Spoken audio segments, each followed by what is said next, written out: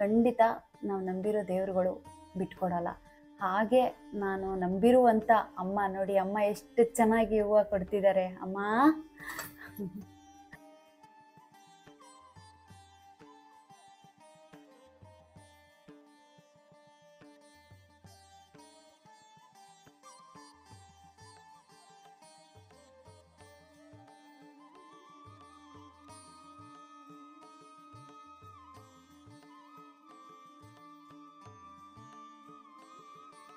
ನಮಸ್ತೆ, welcome back to my channel. ನಾನು ನಿಮ್ಮ ಸೌಮ್ಯಶ್ರೀ ಮಾತಾಡ್ತಾ ಇರೋದು. ಎಲ್ಲರೂ ಹೇಗಿದ್ದೀರಾ? ಎಲ್ಲರೂ ಚೆನ್ನಾಗಿರ್ತೀರಾ ಅಂತ ನಾನು ಭಾವಿಸ್ತೀನಿ. ಇವತ್ತು ನಮ್ಮ ಮನೇಲಿ ಬೇಗ ಪೂಜೆ ಆಯಿತು. ರಾಯರು ತುಂಬ ಚೆನ್ನಾಗಿ ಅದ್ಭುತವಾಗಿ ಚೆನ್ನಾಗಿ ಕಾಣ್ತಿದ್ದಾರೆ. ಪೂಜೆ ಎಲ್ಲ ತುಂಬ ಚೆನ್ನಾಗಾಯಿತು. ರಾಯರು ತುಂಬ ಚೆನ್ನಾಗಿ ಪ್ರಸಾದನೂ ಕೂಡ ಕೊಟ್ಟರು. ಇಲ್ಲೂ ಅಷ್ಟೇ ಪೂಜೆ ತುಂಬ ಚೆನ್ನಾಗಾಯಿತು. ಇವಾಗ ಅಡುಗೆ ಮಾಡಬೇಕು. ಅನ್ನಕ್ಕಿಟ್ಟಿದ್ದೀನಿ. ಅಮ್ಮ ಸೀರೆ ಹೆಂಗೆ ಕಾಣ್ತಿದೆ ನೋಡು.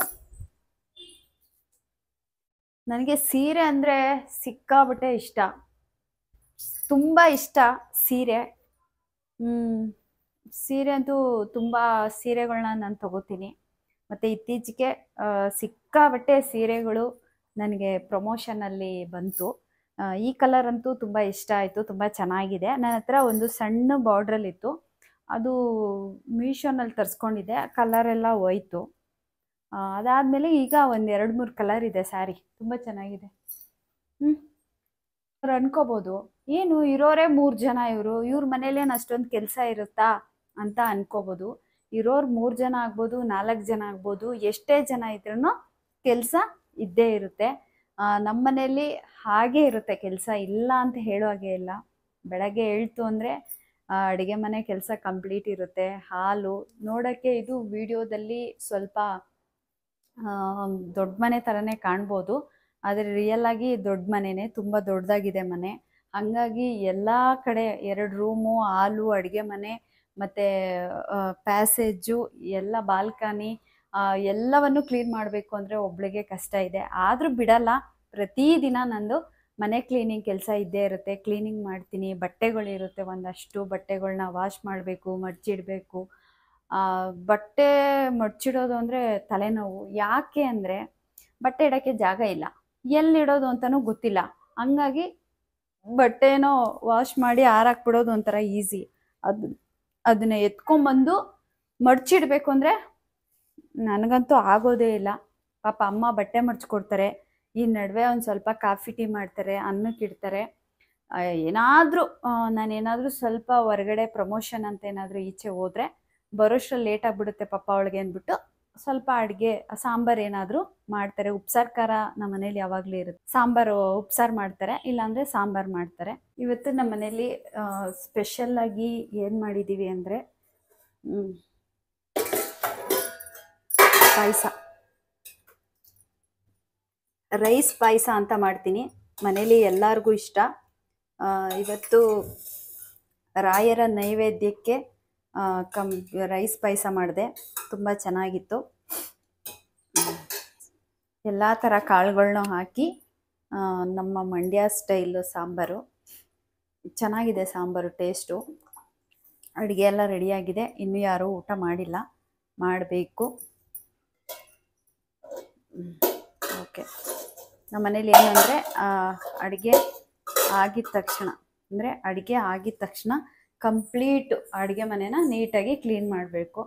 ಹಂಗಾಗಿ ಎಲ್ಲ ಕಂಪ್ಲೀಟು ಕ್ಲೀನ್ ಆಯಿತು ಅಡುಗೆ ಮನೆಯೆಲ್ಲ. ಅಮ್ಮ ಟೀ ಮಾಡಿಕೊಡ್ತೀನಿ ಅಂತ ಇಟ್ಟಿದ್ದಾರೆ, ಇನ್ನೂ ಟೀ ಮಾಡಿಲ್ಲ. ಟೀ ಮಾಡಬೇಕಂದ್ರೆ ಹಾಲು ಬರಬೇಕು. ಪೂಜೆ ಆಯಿತು, ಪೂಜೆ ಎಲ್ಲ ಮುಗಿಸ್ದೆ. ದೀಪ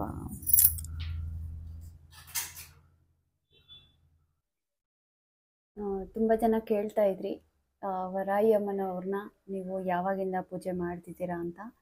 ನಾನು ವರಾಯಿ ಅಮ್ಮನವರ ಪೂಜೆ ಮಾಡಬೇಕಾದ್ರೆ ಕಾರಣ ಯಾರಪ್ಪ ಅಂದರೆ, ನಾನು ಮಾರ್ಕೆಟಲ್ಲಿ ಏನೋ ತೊಗೊಳಕ್ಕೆ ಅಂತ ಹೋಗಿದ್ದೆ. ಆಗ ಹೋಗಬೇಕಾದ್ರೆ ನನಗೆ ಒಬ್ಬರು ಅಕ್ಕ ಸಿಕ್ಕಿದ್ರು.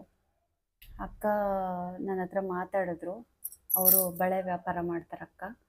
ಅವರು ವರಾಯಿ ಅಮ್ಮನವ್ರ ಪೂಜೆನ ತುಂಬ ಚೆನ್ನಾಗಿ ಪೂಜೆನ ಮಾಡ್ತಾರಂತೆ. ಹಾಗಾಗಿ ನನಗೂ ಕೂಡ ಹೇಳಿದ್ರು, ರಾಯರನ್ನ ಎಷ್ಟು ನಂಬಿದೆಯಾ ಅದೇ ಥರ ವರಾಯಿ ಅಮ್ಮನವ್ರನ್ನೂ ಕೂಡ ನೀನು ನಂಬು, ಖಂಡಿತ ನಿನಗೆ ಒಳ್ಳೆಯದಾಗುತ್ತೆ ಸೌಮ್ಯ. ನೀನು ವರಾಯಿ ಅಮ್ಮನ ಪೂಜೆ ಮಾಡು ಅಂದರು.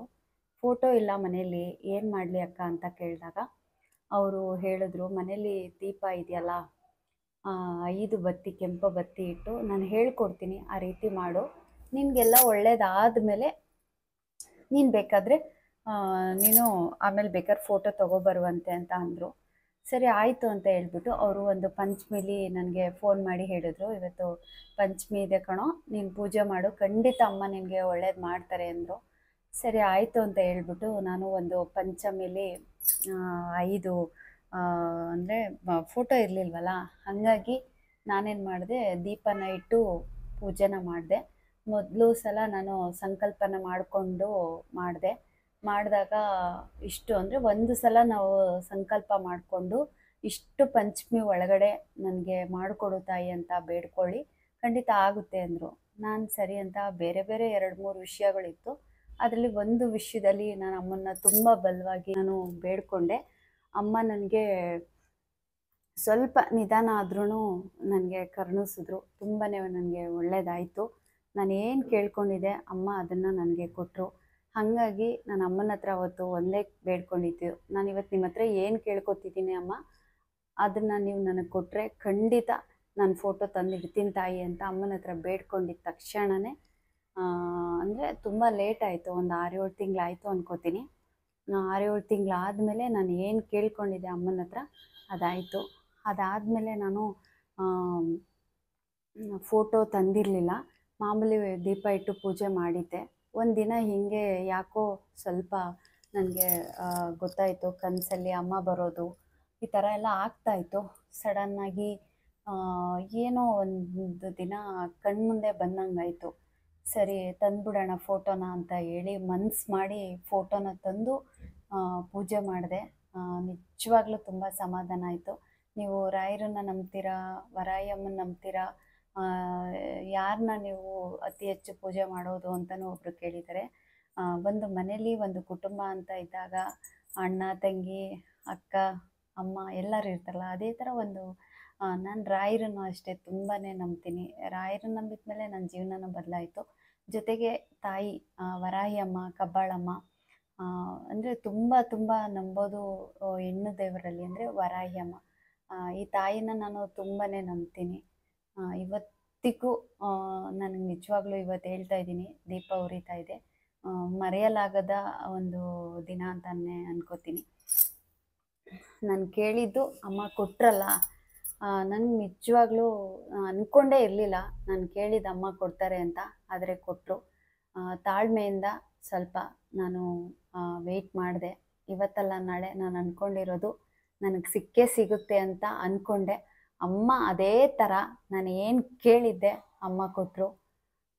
ನಿಜವಾಗ್ಲೂ ಖುಷಿ ಆಗುತ್ತೆ, ಒಂಥರ ಸಮಾಧಾನ. ನನಗೇನೇ ಕಷ್ಟ ಬರಲಿ, ಏನೇ ನೋವು ಬರಲಿ, ಏನೇ ಆಗಲಿ ಎಲ್ಲ ಇಲ್ಲಿ ಬಂದು ಕುತ್ಕೊಂಡು ಹಿಂಗಾಯ್ತಮ್ಮ, ಹಿಂಗಾಯ್ತು ರಾಯ್ರೆ ಅಂತೆಲ್ಲ ನಾನು ಹೇಳ್ಕೊತೀನಿ.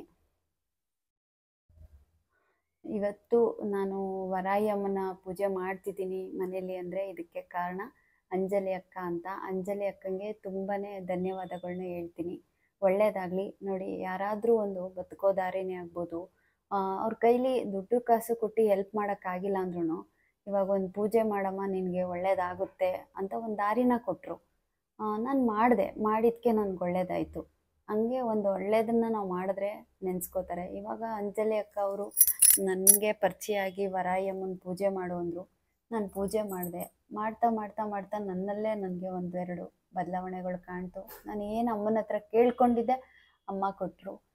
ಕೆಲವ್ರು ಹೇಳ್ತಾರೆ, ಅಮ್ಮ ನೀವು ಹೂವು ಕೇಳ್ತಿರಲ್ಲ, ಅದು ನಿಜವಾಗ್ಲೂ ಹೂವು ಆಗುತ್ತಾ ಅಂತ ತುಂಬ ಜನ ನನ್ನನ್ನು ಕೇಳಿದ್ದಾರೆ.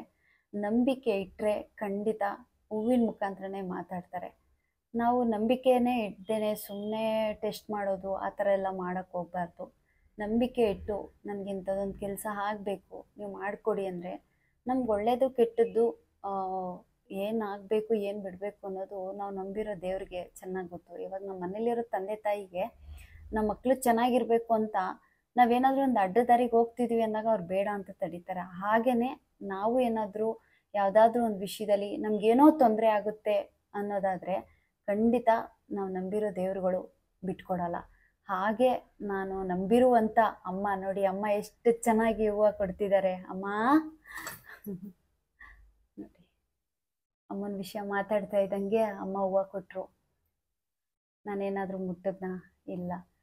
ನಾನು ಇವಾಗೇನೋ ಒಂದು ಪ್ರೇಯರ್ ಮಾಡಿ ಇಟ್ಟಿದ್ದೆ, ಅಮ್ಮ ಕೊಟ್ಟರು. ನಿಜವಾಗ್ಲೂ ಹೇಳ್ತೀನಿ, ನೀವು ನಂಬಿಕೆ ಇಡಿ, ಖಂಡಿತ ನಿಮಗೆ ಅನುಭವ ಆಗೇ ಆಗುತ್ತೆ. ಮನುಷ್ಯನ ಅಂದರೆ ನಾವು ಏನಾದರೂ ಒಂದು ವ್ಯವಹಾರ ಮಾಡಬೇಕು ಅಂದರೆ ಜನರನ್ನ ಬೇಕಾದ್ರೆ ನಾವು ಟೆಸ್ಟ್ ಮಾಡಬೇಕು, ಅನುಮಾನ ಬೀಳಬೇಕು. ಆದರೆ ದೇವ್ರ ವಿಷಯದಲ್ಲಿ ಯಾವತ್ತೇ ಆಗಲಿ ಅನುಮಾನ ಬೀಳಕ್ಕೆ ಹೋಗ್ಬಿಡಿ, ಖಂಡಿತ ಒಳ್ಳೇದಾಗೇ ಆಗುತ್ತೆ. ಹೂವು ಆಗುತ್ತಾ ಅಂತ ಬೇರೆಯವ್ರನ್ನ ಕೇಳೋ ಬದಲು ನಾವೇ ಮನೇಲಿ ಕುತ್ಕೊಂಡು ನಾವೇ ದೇವ್ರ ಹತ್ರ ಬೇಡೋಣ. ಬೇಡಿದಾಗ ಅನುಭವ ನಿಮ್ಗಾಗೇ ಆಗುತ್ತೆ. ನನಗಂತೂ ವರಾಯಮ್ಮನವರ ಪೂಜೆ ಮಾಡೋಕ್ಕೆ ಸ್ಟಾರ್ಟ್ ಮಾಡಿ 1 ವರ್ಷ ಆಯಿತು ಅಂತ ಅನ್ಕೋತೀನಿ. 1 ವರ್ಷದಿಂದನೂ ಒಂದೊಂದೇ ನನಗೆ ಚೇಂಜಸ್ ಕಾಣ್ತು. ಮತ್ತು ರಾಯರಲ್ಲೂ ಅಷ್ಟೇ, ನಾನು ಅವಾಗಿನಿಂದ ಬೇಡ್ಕೊಂಡೇ ಬರ್ತಿದ್ದೀನಿ. ಬೇಡ್ಕೊಳ್ಳೋ ಅಂಥದ್ದು ಏನಿಲ್ಲ, ಎಲ್ಲ ಕೊಟ್ಟಿದ್ದಾರೆ. ಆದರೆ ಯಾವುದಾದ್ರೂ ಒಂದು ಇರುತ್ತಲ್ಲ, ಎಲ್ಲ ಕೊಟ್ಟಿರ್ತಾರೆ, ಯಾವುದಾದ್ರೂ ಒಂದು ಕುಂದುಕೊರತೆ ಇದ್ದೇ ಇರುತ್ತೆ ಮನುಷ್ಯನಿಗೆ. ಹಾಗೆ ಏನು ಮಾಡೋಕ್ಕಾಗಲ್ಲ. ಯಾಕೆಂದರೆ ಎಲ್ಲ ಕೊಟ್ಬಿಟ್ರೆ ಭಗವಂತ ಏನು ನಮ್ಮನ್ನ ಹಿಡಿಯೋಕ್ಕಾಗಲ್ಲ ಅಂತ ಸ್ವಲ್ಪ ಇದು ಮಾಡ್ತಾರೆ. ಹಂಗೆ ಎಲ್ಲರಿಗೂ ಒಂದೊಂದು ನೋವು ಅನ್ನೋದು ಇದ್ದೇ ಇರುತ್ತೆ. ನಿಮ್ಗೇನೇ ಕಷ್ಟಗಳು ಬರಲಿ, ಏನೇ ನೋವು ಬರಲಿ, ನಿಮ್ಗೇನೇ ತೊಂದರೆ ಆಗಲಿ, ಬಂದು ಕೂತ್ಕೊಂಡು ಅಮ್ಮ ಹಿಂಗಾಗಬೇಕಮ್ಮ, ಅಮ್ಮ ಹಿಂಗಾಗಿದೆಯಮ್ಮ ಅಂತ ಕೇಳ್ಕೊಳ್ಳಿ. ನಾನು ಅವಾಗಲೇ ಅಮ್ಮನ ಹತ್ರ ಹೂವನ್ನ ಇಟ್ಟು ನಾನು ಕೇಳಿಕೊಂಡೆ, ಅಮ್ಮ ಹೂವು ಕೊಟ್ಟರು. ಒಂದು ವೈಬ್ರೇಷನ್ ಅಂತ ಇರುತ್ತೆ, ಒಂದು ಕನೆಕ್ಷನ್ ಅಂತ ಇರುತ್ತೆ. ಕನೆಕ್ಟ್ ಆದಾಗ ನಿಜವಾಗ್ಲೂ ನಾವು ಏನೇ ಕೇಳಿದ್ರು ಆಗುತ್ತೆ ಅನ್ನೋದಾದರೆ ಖಂಡಿತ ರಾಯರೇ ಆಗ್ಬೋದು, ವರಾಯಿ ಅಮ್ಮ, ನೀವು ಯಾವ ದೇವ್ರನ್ನ ಇಷ್ಟಪಡ್ತಿರ್ತೀರೋ, ನೀವು ಯಾವ ದೇವ್ರ ಮೇಲೆ ಅತಿಯಾಗಿ ನಂಬಿಕೆ ಇಟ್ಟಿರ್ತೀರೋ, ಖಂಡಿತ ಅವರು ನಿಮಗೆ ಪ್ರಸಾದದ ಮೂಲಕ, ಹೂವಿನ ಮೂಲಕ ಮಾತಾಡಿಸೇ ಆಡಿಸ್ತಾರೆ. ಯಾಕೆಂದರೆ ನಾವು ಕನೆಕ್ಟ್ ಆಗಬೇಕು ದೇವ್ರಿಗೆ. ನಾವು ಕನೆಕ್ಟ್ ಆಗಬೇಕು ಅಂದರೆ ಪ್ರತಿನಿತ್ಯ ಪೂಜೆ ಪುನಸ್ಕಾರಗಳನ್ನ ಮಾಡಿಕೊಂಡು, ಒಳ್ಳೆಯದನ್ನು ಮಾಡಿಕೊಂಡು, ಬೇರೆಯವ್ರಿಗೆ ಒಳ್ಳೆಯದನ್ನು ಬಯಸ್ಕೊಂಡು, ನಮ್ಮ ಕೈಲಾಗಿದ್ದ ಸಹಾಯ ಬೇರೆಯವ್ರ ಹತ್ರ ಕಿತ್ತು ತಿಂದು ನಾವು ಬದುಕೋದು ಬೇಡ. ಒಳ್ಳೆ ರೀತಿಲಿ ಹೋದರೆ ಖಂಡಿತ ನಮಗೆ ದಾರಿ ಕೊಡ್ತಾರೆ.